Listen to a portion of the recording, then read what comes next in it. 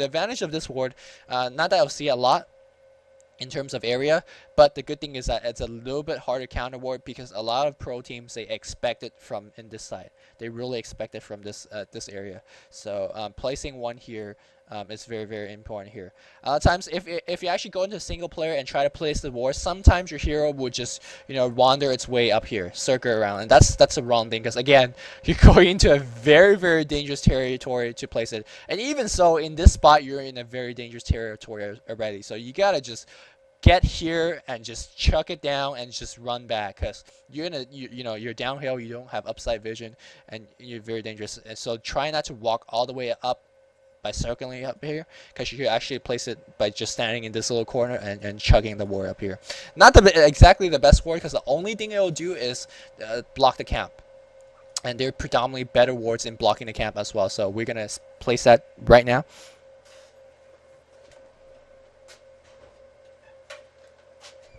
Now this particular observer ward that's being placed here will block the camp. It grants you a humongous vision in terms of this camp up here, and it definitely blocks this camp. And actually, you can extend the vision of this ward by cutting down this tango over here. So if you have a melee here with a quelling blade or whatnot, if you cut down this tree, just cut down the tree, damn. Yeah, so if you cut down this tree and if you move the hero out of the way, notice how this observer will grant you huge vision up here. It will definitely give you a safe path, or you actually will notice the enemy if they're trying to backstab you via this path. So again, this is a very multi-purpose ward. It will definitely block the camp. It will give you a lot of vision if you tango this tree down and whatnot. But you got to keep in mind that trees grows every 5 minutes, and you got to keep that in mind as well. But you also have to keep in mind this ward is very, very easily countered, and again, not this ward. Hold on, more wards over here. And if you want to counter the enemy camp, there's another ward you could put here, which is pretty, this ward doesn't grant you as much vision, but it's not as easily countered compared to this one as well. So, anyways, now the next ward that you're new place here is a very good ward for Sentinel if you're fearing a very, very offensive tri lane. If again they have a strong tri lane here, a lot of times you see support players just hanging out in this area trying to backstab and stun and whatnot. This ward will let you see just everything that's going to be going on here, and you should have a very, very easy time in terms of sniffing out all the ganks. So this is pretty much all the Sentinel wards up here. A lot of times, again, you could actually tango down this ward to provide yourself even more vision, but really, as the trees grow back, you gotta be careful of that. So a little bit of recap: all these wards you see pretty much the same. Like you've seen these wards before. You gotta keep in mind these wards are pretty much very cookie cutter, and the enemy team will know where they are as well. So you gotta keep that in mind when you're trying to counter ward as well. All these are Sentinel wards that we placed. So now we're going to go on the Scourge side and play some Scourge early game wards as well. Alright, now we're going to do the Scourge side, the South Scourge side, which is the more of the dangerous lane because this is a long lane that you have to face. And so it depends what kind of lineup if you're throwing a tri lane here or if you're throwing a solo lane here. The first ward we're going to talk about is this ward here, and look at the path that your noob is taking. A very, very safe spot. They're not going to find you warding this spot. A lot of players I see mistakenly actually going down the ramp here and just throwing a ward. Not only if you're going to be very, very dangerous, also they do know exactly where you're warding. If they have a hero up here, and they'll just see you. So this spot earlier where he went to, very, very safe spot. And your noob, as you ward the second place, can you assure control, please? So, again, this ward is very good. I don't need to stress too much about it. This is a very good mid game ward as well. It definitely give you Roshan sight, but more on that later.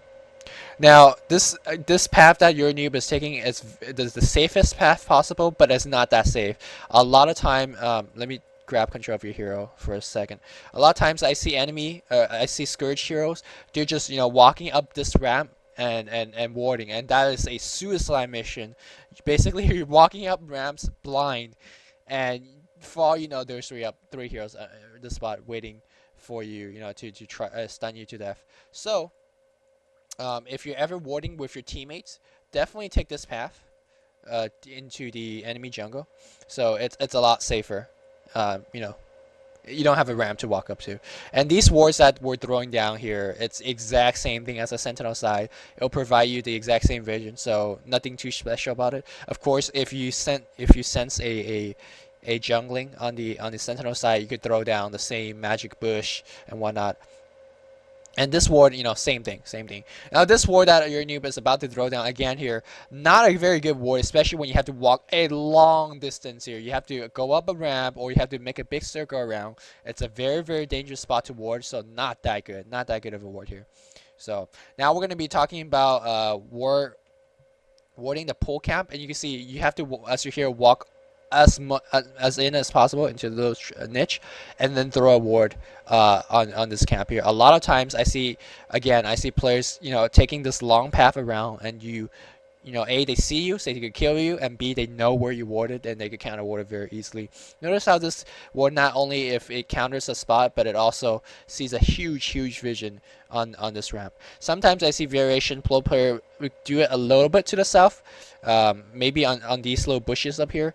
It actually extends a little bit vision in lane, but it'll still block the camp. So on this side, it's pretty much fairly simple, because a lot of it we do have, we talked about it on the sentinel side, but most of all, again, be careful of how you're warding. And then finally, the last spot I want to talk about is gaming control.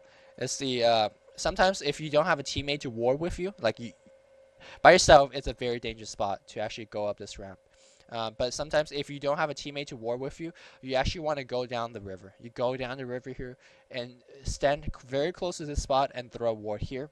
And in that instant, it'll grant you all the uphill vision you want. And you can say that, you know, you're walking down ramp, so it's not that safe. But the thing is, you know, they can't really get to you. They might stun you a couple times. They might attack you once or twice, but probably they can't really kill you if you're fast enough. Stand here, ward, and run back.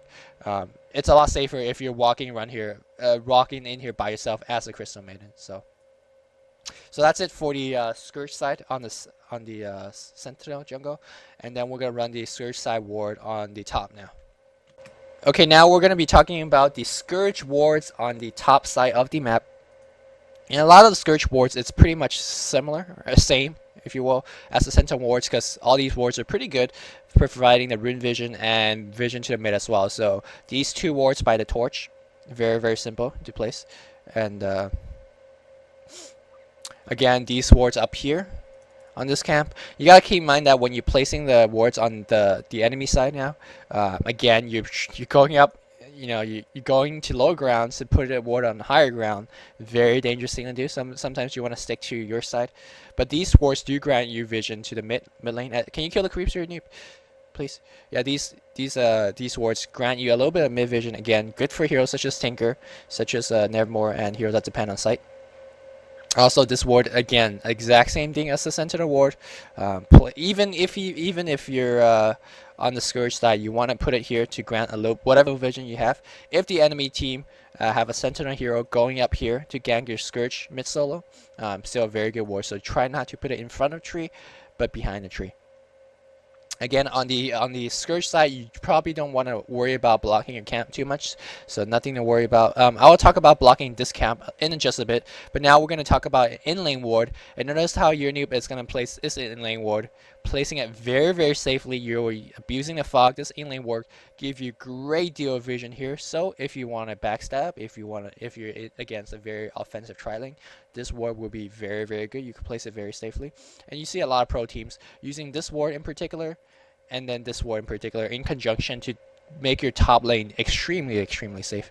So speaking of a very offensive tri lane, if you're dealing a very offensive tri lane, you might want to put these two wards into the jungle here in this spot specifically. The first one is up here on this. Oh, okay, fine, here, and the second one is up here.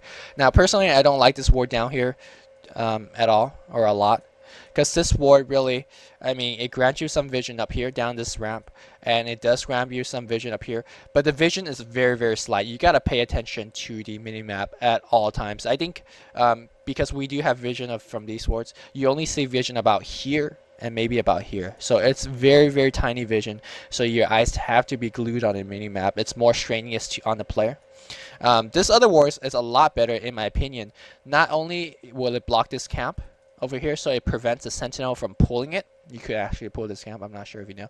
It'll actually block the pulling spot from this camp, but again, it'll create you a lot of vision. You see your neighbor's trying to put it, but he will inevitably fail. But yeah, that's how you actually put it. You can actually pull it from by sending a hero here and then just walk here. But that's the point. Is this one will block the camp here, and if you kill this tree here again, it'll provide you a lot more vision. So pretty rudimentary wards from this side. And the last thing I want to talk about, which is a very rare ward you don't have to worry about here that much, is a ward up here. Generally, a lot of times, if you have a Shadow Fiend or something soloing mid, or a very fragile hero, and if they have a roaming Earthshaker on the team, you might see some pro teams put it here. This ward here, if it's a observer ward, of course, it will grant you a lot of vision in this entire area, and it will definitely protect your mid solo from a gank up this ramp as well. So this, of course, is more of a mid-game ward, but generally, if you're really scared of a roaming Earthshaker, roaming Enchantress, or offensive jungling into mid ganks, definitely not a bad ward to place as well. So again, very simple Sentinel Scourge side wards on top and bottom lane.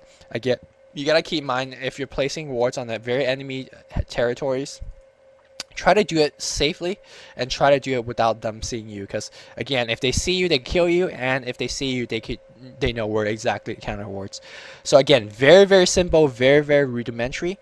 And then we're gonna go into the mid game warding, where mid game warding is starting to become, well, it's a lot harder to say, okay, I'm gonna need a ward here, I'm gonna need a ward there, and also it becomes very increasingly important when things are when people are counter warding and whatnot. So let's get into some mid-game warding. Mid-game is it's a term that a lot of people kind of are like, well, when is mid-game? When exactly? Should I look at the clock? It's 20-minute mid-game. It's 30-minute mid-game. And a lot of guys tell you, okay, well, if you farm 10 minutes, it's kind of mid-game. And I want to get it kind of in your brain. It's not an exact rule, what I'm about to say, but it's a good thing to operate as kind of a rule of thumb, sort of a general idea to think about. If you look at the minimap, and we already have towers destroyed at this point, but imagine that we have all the level 1 towers still up. If you have all your towers up, or predominantly like 2 of them up, you're still in the early game. But if your first line of tower is taken down, you're kind of in the mid game, where map control becomes kind of important. And when you have the last line of towers all taken down, you're kind of in the late game. As a warder, I think that's the best way to think about it, because not only when these towers are up, it gives you a lot of a safe haven to go to for teleportation and backup. It also gives you a lot of sight. Once these towers are gone, the enemy could roam into your territory a lot more aggressively, and you have to really have wards to give you that sight to kind of back yourself up. So when I say mid-game wards, I mean that when your first towers are kind of down, when their first towers are kind of down, how you should ward offensively and how you should ward defensively. So timing is a very important. Now, I spoke of early game ward timing, which is really important. But one really important aspect I left out about timing, and this pertains to a specific time in the game where you could just look at and be like, okay, in this minute I need to do this. And this timing I'm talking about is the 6-minute mark. As you know, Observer Ward only lasts 6 minutes. And around the 6-minute mark, the first sets of wards are all expiring. And around the 6-minute mark, there's absolutely no vision on the map, and there's a rune spawning. In all the favorable conditions, if their wards are not replaced, if you find a haste rune, if you find a double damage rune, that is a kill time. That's a very important timing that I want you to commit to your memory. So as a warder, you should have your wards replaced by the 6-minute mark, and you should be hunting out those runes by the 6-minute mark. So that's all the timing I want to talk about. And the mid-game timing is kind of different, but really before I get into the mid-game warding and counter warding, I really want to set that in mind in terms of the 6-minute mark. Really go hunt out for those runes and replace those wards. So the first important ward that you want to keep up as Sentinel, we're gonna Sentinel warding at the mid game. So this means that the first set of towers are all taken on the Scourge side. So you're gonna be warding fairly aggressively into your lane, but on both sides, the first ward you really have to keep in mind of warding throughout the game is the Roshan ward, so it should be ward somewhere here. If you want to ward it a little bit defensively, you can ward it on your own side,